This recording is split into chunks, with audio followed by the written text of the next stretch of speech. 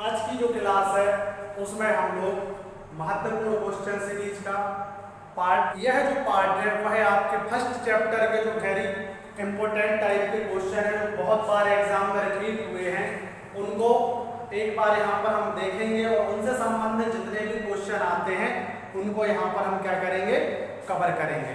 तो आप सभी लोग जो क्वेश्चन नंबर है उनको देखें। हम आपको क्वेश्चन नंबर बोलेंगे जो एग्जाम में बार बार रिपीट होते हैं, उसी क्वेश्चन नंबर के आपको क्वेश्चन को देखना है। तो आप सबसे पहले क्वेश्चन नंबर फर्स्ट को देखें। क्वेश्चन कहता है अगर एक कांच की छड़ और रेशम के कपड़े के टुकड़े को एक साथ रगड़ा जाता है तो कांच की छड़ को रेशम के कपड़े पर हस्तांतरित करती है इलेक्ट्रॉन। ठीक, तो एक क्वेश्चन नंबर पहला है। ठीक, और जो इसका जो आंसर है वह हम थोड़ा सा डिटेल में बताएंगे जिससे भी आपको सब क्लियर हो जाए। पहले तो इसका आंसर जो हो जाएगा वह हो जाएगा इलेक्ट्रॉन। ठीक है, अब क्यों होगा वो समझना।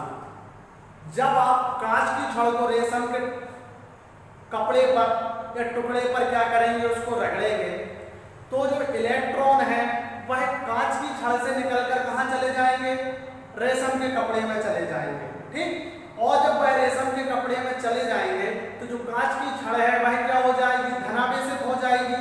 क्यों हो जाएगी? क्यों, आप लोग भी जानते हैं कि इलेक्ट्रॉन का जो त्याग करता है वह क्या होता है, धनावेशित होता है, और जो इलेक्ट्रॉन को ग्रहण करता है वह क्या होता है, ऋणावेशित होता है। तो इसलिए जो कांच की छड़ है वह क्या हो जाएगी, धनावेशित हो जाएगी, और रेशम का कपड़ा क्या हो जाएगा, ऋणावेशित हो जाएगा। तो सबको समझ में आया? ठीक है, तो इसका आंसर तो हो जाएगा इलेक्ट्रॉन। लेकिन इसमें आपको यह भी ध्यान रखना है, ठीक, जो आपका आंसर है वह तो आपका क्या हो जाएगा, बी नंबर का हो जाएगा इलेक्ट्रॉन। लेकिन इसमें है आपको ध्यान भी रखना है जो कांच की छड़ है, कांच की छड़ और रेशम का कपड़ा या टुकड़ा, रेशम का टुकड़ा, ठीक, जो कांच की छड़ है वह आपको ध्यान रखना है वह क्या हो जाएगी, धनावेशित हो जाएगी। ठीक, और जो रेशम का कपड़ा या टुकड़ा है वह क्या हो जाएगा, ऋणावेशित हो जाएगा। ठीक, यह क्वेश्चन एग्जाम में बार बार पूछा गया है, इसको आपको ध्यान रखना है। ठीक, यदि वो बोलते हैं कि कौन से कण हस्तांतरित हो गए तो वह आपको ध्यान रखना है क्या होते हैं, विद्युत में मात्र एक ही प्रकार के कण का यूज होता है और वह क्या है, इलेक्ट्रॉन। आई बात समझ में? ठीक, यह क्वेश्चन एग्जाम में बहुत बार पूछा गया है। ठीक है, इसी के साथ में एक क्वेश्चन और रहता है कि जब हम एम्बर की छड़ को चमड़े पर रगड़ते हैं तो उस समय क्या होता है। ठीक है, तो इसको भी आप थोड़ा सा यहां देख लीजिए। ठीक, जब हम एम्बर की छड़ को, एम्बर भी एक प्रकार की छड़ रहती है, जब हम एम्बर की छड़ को चमड़े के टुकड़े पर रगड़ेंगे, ठीक, ये आपका एग्जाम्पल पहला हो गया। दूसरा देखिए, एम्बर की छड़, एम्बर की छड़, ठीक, और दूसरा क्या हो जाएगा आपका, चमड़े का कपड़ा, चमड़े का कपड़ा, चमड़े का टुकड़ा होगा। ठीक, कपड़ा नहीं, टुकड़ा। ठीक, चमड़े का टुकड़ा। अब इसमें क्या होगा, जो एम्बर की छड़ है वो क्या हो जाएगी, ऋणावेशित। इसमें आपको ध्यान रखना है कांच की छड़ तो धनावेशित हुई थी, ठीक, लेकिन जो एम्बर की छड़ है वह हो जाएगी ऋणावेशित। क्या हो जाएगी, ऋणावेशित। इसमें आप बिल्कुल भी कंफ्यूज नहीं हो। ठीक, नहीं तो जैसे कांच की छड़ को धनावेशित कर दिया, इसको भी कर दे। ठीक, और यहाँ जो चमड़े का टुकड़ा है वह क्या हो जाएगा, धनावेशित हो जाएगा। क्या हो जाएगा, धनावेशित हो जाएगा। ठीक, इतने क्वेश्चन आपको एग्जाम में देखने को मिल जाएंगे। हस्तांतरित होते हैं इलेक्ट्रॉन। यदि कांच की छड़ को रेशम के टुकड़े से रगड़ोगे तो कांच की छड़ धनावेशित हो जाएगी, रेशम का टुकड़ा ऋणावेशित हो जाएगा। एम्बर की छड़ को रगड़ोगे तो एम्बर की छड़ ऋणावेशित हो जाएगी, और कांच का टुकड़ा क्या हो जाएगा, रेशम चमड़े का टुकड़ा क्या हो जाएगा, धनावेशित हो जाएगा। ठीक, इतने क्वेश्चन बनते हैं। ठीक, और यह बार बार एग्जाम में पूछे गए हैं, इनको आपको अच्छे से देखकर जाना है। ठीक है, तो यह क्वेश्चन करते हैं, सभी लोगों को क्लियर हो गया होगा। ठीक, अब अगला क्वेश्चन देखते हैं। ठीक, हमारी क्वेश्चन सीरीज में जो अगला क्वेश्चन है उसको रीड करें कोई भी। क्या है? धनात्मक विद्युत से आवेशित होने वाले आयनों को क्या कहा जाता है? हाँ ठीक, अब इसके बाद हम क्वेश्चन नंबर दूसरा देखने वाले हैं। ठीक, हमारे क्वेश्चन नंबर आगे पीछे हो सकते हैं, उसमें आप कंफ्यूज ना हो, क्योंकि इसमें हमने वही क्वेश्चन को लिया है जो बार बार एग्जाम में पूछे गए। धनात्मक विद्युत से आवेशित होने वाले आयनों को क्या बोलते हैं? आप लोग भी जानते हैं दो प्रकार के आयन होते हैं, एक धनायन होते हैं, दूसरे ऋणायन होते हैं। जो धनावेशित विद्युत से आवेशित होंगे उनको हम क्या बोलेंगे? धनायन बोलेंगे, और जो ऋणावेशित विद्युत से आवेशित होंगे उनको क्या बोलेंगे? ऋणायन बोलेंगे। ठीक, तो इसका आंसर क्या हो जाएगा? इसका आंसर हो जाएगा बी, धनायन। क्या हो जाएगा? बी, धनायन। ठीक, तो आया समझ में? ठीक, अब इसके बाद क्वेश्चन नंबर आपको देखना है 5वां, 5th। अगर +2q और -5q चार्ज वाले दो चार्ज किए गए पिंडों को संपर्क में लाया जाता है तो कुल चार्ज होगा। ठीक, वो कह रहे हैं कि दो पिंड हैं, दो गोले हैं, जिस पर एक पर चार्ज है 2q और दूसरे पर चार्ज है -5q। यहां आप समझ लें, जो चार्ज होता है उसको किससे दर्शाते हैं? q से दर्शाते हैं। किससे दर्शाते हैं? q से। ठीक, जो हमारा एक पिंड है पहला, उस पर है +2q। ठीक, और जो दूसरा पिंड है उस पर कितना है? -5q। इनको कुछ नहीं करना है, जैसे आप क्वेश्चन सॉल्व करते हैं वैसे सॉल्व कर दो। आप भी जानते हैं कि जोड़ना घटाना में जो संख्या बड़ी होती है उसका साइन हम क्या करते हैं? ले लेते हैं। ठीक, और माइनस प्लस में भी क्या हो जाता है? वैसे ही माइनस हो जाता है। ठीक, तो यहाँ बड़ी संख्या के सामने क्या है? माइनस, तो यहाँ क्या आ जाएगा? 3q क्या आ जाएगा? आंसर आ जाएगा। ठीक है, इसमें किसी को कोई कंफ्यूजन? ठीक, हाँ, इसमें एक चीज ध्यान रखना, लेकिन जो 3q आएगा वो माइनस का आएगा। क्यों? क्योंकि जो निशान बड़ी संख्या के सामने माइनस का है। ठीक, तो इसका जो आंसर हो जाएगा वह हो जाएगा डी, -3q। ठीक है, किसी को कंफ्यूजन? ठीक, और भी जो इससे संबंधित क्वेश्चन है वो आगे आपको डिस्कस कर लिए जाएंगे, इसलिए कंफ्यूज होने की बिल्कुल भी जरूरत नहीं है। ठीक है, चलें अब 6 नंबर का क्वेश्चन देखें। बल की विद्युत रेखा सदैव पर आरंभ होती है। हाँ, वो कह रहे हैं कि जो बल की विद्युत रेखा है वह सदैव आरंभ होती है। ठीक, इसमें आपको एक चीज ध्यान रखना है, इन्होंने विद्युत बल के बारे में बात की है। किसके बारे में बात की है? विद्युत बल के बारे में बात की है। आई बात समझ में? ठीक, तो इसमें बहुत सारे जो आपको ऑप्शन दिए हैं उनमें से जो आपका आंसर हो जाएगा वह हो जाएगा कि धनावेश तथा ऋणावेश पर समाप्त होती है। वह कहना चाह रहे हैं कि वह धन से निकलती है और जाके कहां पर समाप्त हो जाती है? ऋण पर समाप्त हो जाती है। आई बात समझ में? ठीक, ऐसे समझ लें कि वो क्या निकलती है? धन से निकलती है और जाके किस पर समाप्त हो जाती है? ऋणावेश पर समाप्त हो जाती है। क्यों? आपने इसके पहले भी देखा था कि भाई जो कण धनावेशित था वही क्या कर रहा था? अपने इलेक्ट्रॉन का त्याग कर रहा था।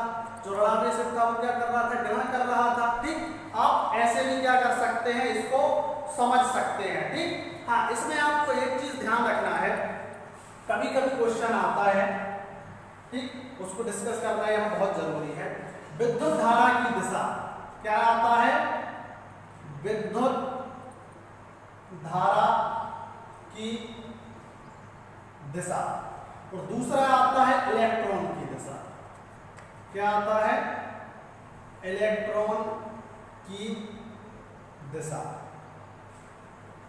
ठीक, तो जो विद्युत धारा की दिशा है वह क्या हो जाएगी? धन से ऋण की ओर। क्या हो जाएगी? धन से ऋण की ओर। ठीक, लेकिन यदि इलेक्ट्रॉन की दिशा पूछे तो वो इसके क्या होती है? विपरीत हो जाती है। तो वह क्या हो जाएगी? ऋण से धन की ओर। क्या हो जाएगी? ऋण से धन की ओर। ठीक, यह क्वेश्चन बहुत एग्जाम में पूछे गए हैं। कभी इलेक्ट्रॉन की दिशा पूछ लेते हैं, कभी विद्युत धारा की दिशा पूछ लेते हैं, तो आपको इसमें कंफ्यूज नहीं होना है। ठीक। विद्युत धारा की दिशा और इलेक्ट्रॉन की दिशा एक दूसरे से क्या होती हैं, विपरीत होती हैं। आई बात समझ में? ठीक है। अब छठवें का आंसर क्या हो जाएगा, सबको समझ में आ गया होगा। क्या हो जाएगा छठवें क्वेश्चन का आंसर? डी नंबर का हो जाएगा। ठीक है, क्या हो जाएगा? डी हो जाएगा। ठीक, धनावेश से ऋणावेश पर समाप्त होती है। ठीक। अब 7वां नंबर क्वेश्चन देखें सभी लोग। एक इलेक्ट्रॉन का चार्ज है। हाँ, जो आपका 7वां क्वेश्चन है वह बोल रहा है कि एक इलेक्ट्रॉन पर चार्ज है या एक इलेक्ट्रॉन का चार्ज है या एक इलेक्ट्रॉन में चार्ज है, सबका आंसर एक ही होता है। आई बात समझ में? बस क्वेश्चन बदल जाता है। ठीक, यह आप भी जानते हैं कि इसका आंसर क्या होता है, एक ही होता है, जो हमने बार बार देखा है। 1.62 गुणे 10 की घात -19 कूलम।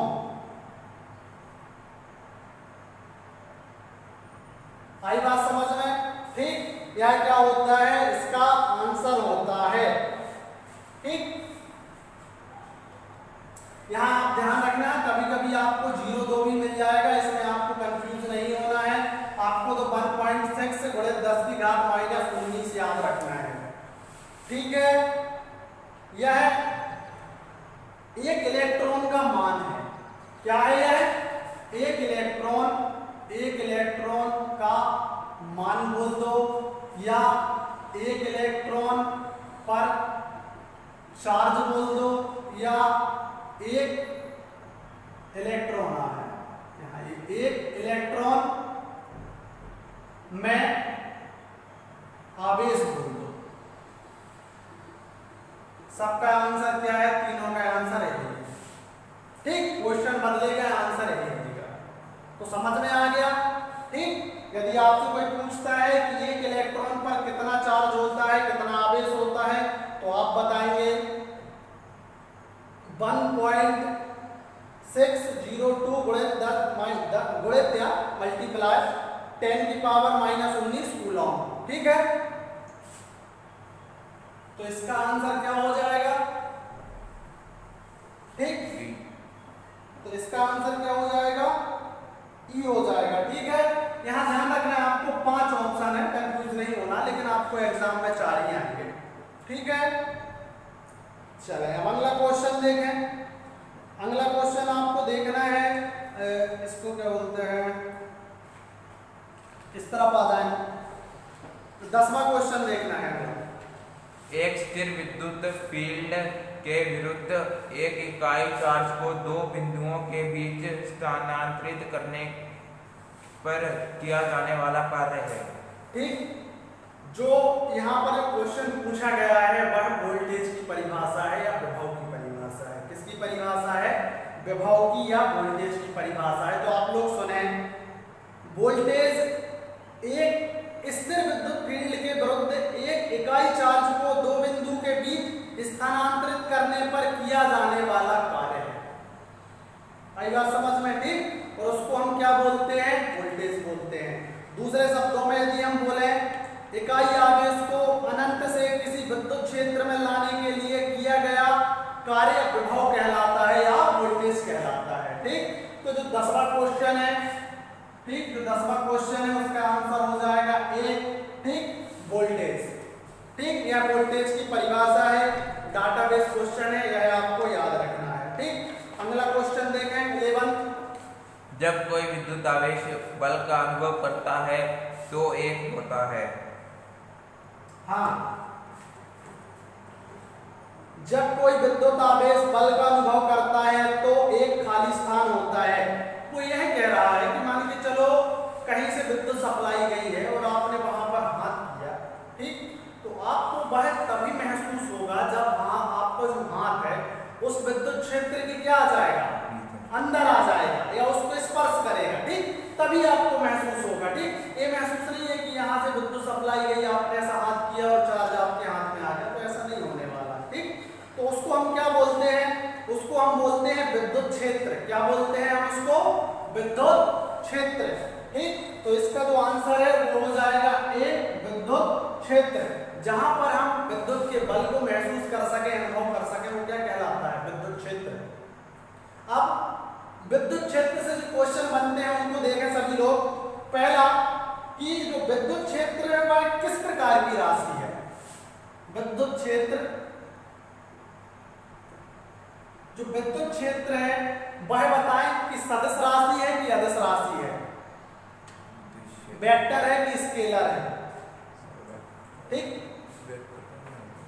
आप हिंदी में ही बता दें सदिश है कि अदिश है।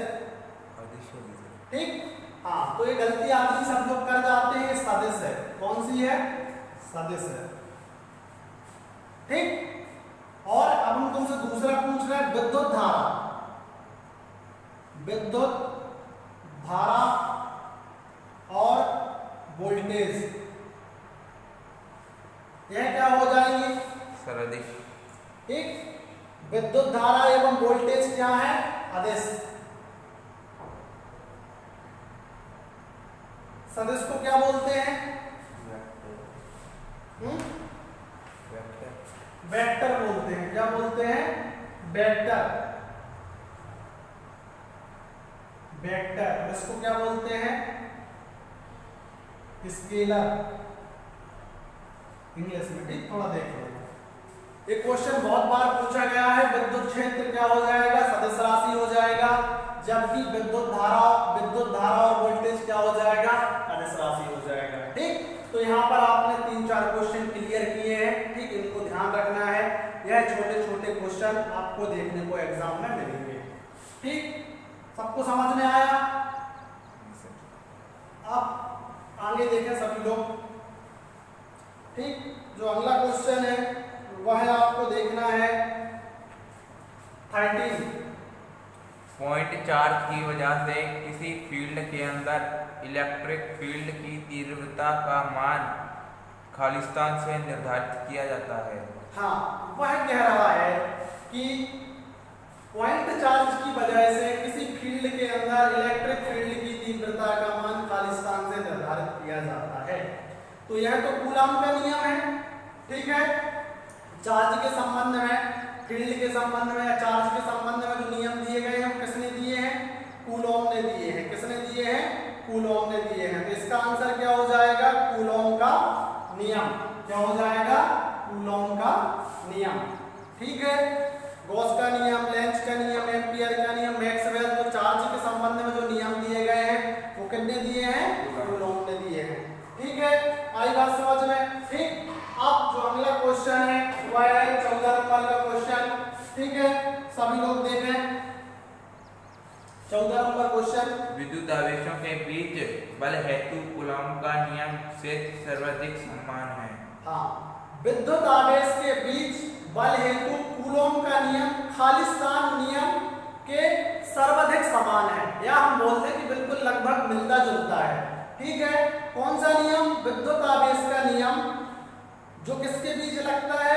बल के, विद्युत बल हेतु कूलॉम के नियम के क्या है? समान है। ठीक, तो वह कौन सा नियम है? न्यूटन का गुरुत्व का नियम। हाँ, वह है न्यूटन का गुरुत्व का नियम।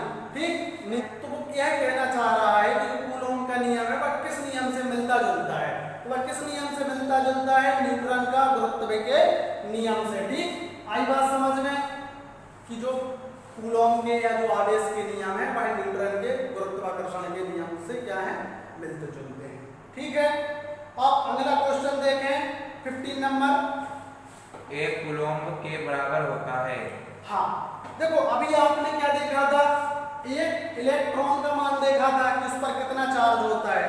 अभी कह रहे हैं कि एक कूलॉम किसके बराबर होता है? इनने क्या पूछ लिया? आप एक कूलॉम पूछ लिया। क्या पूछ लिया? एक कूलॉम पूछ लिया। ठीक, एक यह पूछ लिया कि एक कूलॉम का मान क्या होता है। ठीक, तो आपको बताना है एक कूलॉम का मान कितना हो जाएगा। ठीक, 6.25 × 10⁻18 इलेक्ट्रॉन। आई बात समझ में? ठीक, यह क्या है? एक कूलॉम का मान है। यहाँ देखें सब लोग ध्यान से, कभी कभी आपको एग्जाम में यहाँ 2.6 भी मिल जाएगा, कभी कभी आपको एग्जाम में 2.8 भी मिल जाएगा। ठीक, लेकिन आपको कंफ्यूज नहीं होना है। इन तीनों में से जो आपको मिले वह आपको लगा देना है, बशर्ते यह 10 की गुणित 18 क्या है यह लेकिन क्लियर होना चाहिए। ठीक, कहीं आपको 8 मिल जाएगा, कहीं 10 मिल जाएगा, कहीं कुछ मिल जाएगा। ठीक, इसमें क्या है आपको 6.25 गुणित 10 की घात माइनस 18 क्या हो जाएगा इलेक्ट्रॉन। कहने का मतलब यह है कि 6.25 गुणित 10 की घात 18 इलेक्ट्रॉन जब किसी जगह से गुजर जाएंगे तो वहां आवेश का मान क्या हो जाएगा 1 कूलम हो जाएगा। आई बात समझ में? ठीक, समझ में आया 15वां नंबर। ठीक, इसका आंसर क्या हो जाएगा, आंसर बताएं। डी हो जाएगा। आंसर क्या हो जाएगा इसका, डी हो जाएगा। ठीक है, उम्मीद करते हैं यहां तक किसी को कोई कंफ्यूजन नहीं होगा। यदि किसी को कोई कंफ्यूजन है भी तो वो थोड़ा सा जाके क्या इनको रिवाइज कर ले, बुक से थोड़ा सा इनको क्या कर लेंगे, देख लेंगे। चलें अगला क्वेश्चन देखें। अगला क्वेश्चन है आपका 8 नंबर का, नहीं 8 नहीं, ये है 16 नंबर का। आवेशों के मध्य आकर्षण या अपकर्षण या प्रतिकर्षण का बल किस पर निर्भर करता है? हाँ ठीक, यह बहुत अच्छा क्वेश्चन है, बहुत एग्जाम में पूछा गया है। थोड़ा सा इसको समझ लें, आपको समझ जाएंगे। देखिए, जैसे मान के चलिए प्लस है और आवेश प्लस है। ठीक, ये दो प्रकार के आवेश है, यह भी धनावेश है, यह भी धनावेश है। आप ये बताइए यह एक दूसरे को आकर्षित करेंगे कि प्रतिकर्षित करेंगे? प्रतिकर्षित। क्या करेंगे, यह एक दूसरे को क्या करेंगे, प्रतिकर्षित करेंगे। आई बात समझ में? ठीक, क्या करेंगे, यह एक दूसरे को प्रतिकर्षित करेंगे, यह एक दूसरे को क्या करेंगे, प्रतिकर्षित करेंगे। ठीक, यह क्या है, समान आवेश है। यह क्या है, समान आवेश। ठीक, अब हम एक माइनस ले लेते हैं, एक प्लस। अब ये बताइए ये क्या करेंगे एक दूसरे को, ये सर आकर्षित, यह एक दूसरे को क्या करेंगे, आकर्षित करेंगे। आई बात समझ में? ठीक, ये एक दूसरे को क्या करेंगे, अपनी अपनी ओर आकर्षित करेंगे। ठीक, यह क्या है, असमान आवेश है, असमान आवेश। यह एक दूसरे को क्या करेंगे, अपनी ओर आकर्षित करेंगे। ठीक, तो जो इसका आंसर हम देखते हैं, पहला पढ़ते हैं, आवेश के गुणनफल पर। ठीक है, सही है, करता है। दूसरा, आवेशों की मध्य की दूरी पर, ये भी सही है। आवेशित पदार्थ पर नहीं करता है, आवेश के तापमान पर। तो इसका आंसर हो जाएगा ए और बी। क्या हो जाएगा, ए और बी। ठीक, तो इसका आंसर आ जाएगा ई, जिसमें ए और बी आवेशों के गुणनफल पर और आवेशों के मध्य की दूरी पर आकर्षण या प्रतिकर्षण दो आवेश के मध्य क्या करता है, निर्भर करता है। आई बात समझ में? ठीक, चलो अगला क्वेश्चन देखें, कौन सा है, 18वें नंबर का। निम्न में से किसके लिए गॉस का नियम लागू होता है? हाँ, एक वैज्ञानिक है गॉस ने नियम दिया था और यहाँ पर कुछ बिंदु दिए हैं, वहाँ यह नियम लागू होता है, उनको आप देख लें। यह भी क्वेश्चन एग्जाम में रिपीट हुआ है। पहला दिया है क्वेश्चन, निम्न में से किसके लिए गॉस का नियम लागू होता है? पहला है केवल पॉइंट चार्ज के लिए, दूसरा है अनंत चार्ज के लिए, तीसरा है चार्ज की अनंत सीट के लिए, चौथा है समान रूप से गोलाकार सेल्स के लिए। ठीक, तो ध्यान रखना है जो गॉस का नियम है वो सब पर लागू करता है। ठीक, तो इसका आंसर आ जाएगा ई। जो चारों बिंदु दिए हैं उन चारों पर गॉस का नियम लागू होता है। आया सभी को समझ में?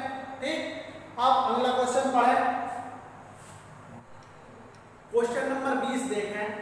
क्वेश्चन नंबर 20 बोलता है कि निम्न में से कौन सी राशि वेक्टर है? वेक्टर मतलब होता है सदिश। ठीक, तो अभी आपने देखा था इसके पहले कि जो विद्युत क्षेत्र है या जो चुंबकीय क्षेत्र है वह क्या होता है, सदिश, सदिश होता है। ठीक, हम यहाँ लिख देते हैं, आप भूल जाओगे, हमें मालूम है। विद्युत क्षेत्र और दूसरा चुंबकीय क्षेत्र, ये दोनों राशियां क्या है, सदिश, जिसको आप वेक्टर बोलते हो। ठीक, अब अदिश में क्या आता है जो एग्जाम में पूछा जाता है, विद्युत धारा और वोल्टेज। ये दोनों क्या हैं? अदिश। अदिश। ठीक, क्वेश्चन सबको क्लियर हो गया होगा। इसका आंसर क्या आ जाएगा? विद्युत प्रवाह या विद्युत क्षेत्र, ये आ जाएगा 20 का। ठीक है, अब आज का लास्ट क्वेश्चन देखें सभी लोग। 29 पढ़ें। आवेश की विद्युत क्षेत्र प्रबलता क्या है? हाँ, वह कह रहे हैं कि दो आवेश हैं, उनके बीच में कोई क्षेत्र है, उसकी प्रबलता मतलब जो उस पर लगने वाला बल है वह जो बिंदु लिखे हैं उनमें से किस बिंदु को फॉलो करते हैं। ठीक, तो पहला दूरी ऐसे समझे आप, यहां देखें बोर्ड पे, एक यह धन आवेश है, एक ऋण आवेश है। इनके बीच में जो बल है, इनके बीच में जो बल है, बल वह कह रहे हैं कि किस प्रकार से निर्धारित होगा। ठीक है, तो दूरी के साथ बढ़ती है, दूरी के साथ तो क्या होगा? घटेगी। ठीक, दूरी के धन के साथ, दूरी के घन के साथ बढ़ती है, ये भी गलत है, घन तो बहुत ज्यादा हो जाएगा। दूरी के घन के साथ बढ़ती है, ये भी गलत हो जाएगा। ठीक, इसका आंसर हो जाएगा दूरी के वर्ग के साथ घटती है। क्या हो जाएगा? इसका आंसर हो जाएगा जो हमारी विद्युत क्षेत्र की प्रबलता है, आवेश की विद्युत क्षेत्र की प्रबलता है, वह दूरी के वर्ग के साथ क्या होती है? घटती है। ठीक, यह डाटाबेस क्वेश्चन है, यह आपको याद रखना है। ठीक, अब यदि कभी भूल जाओ तो इसको ऐसे याद रख लेना कि मान के चलिए E बराबर क्या हो जाएगा? 1/r²। ठीक है, E बराबर क्या हो जाएगा?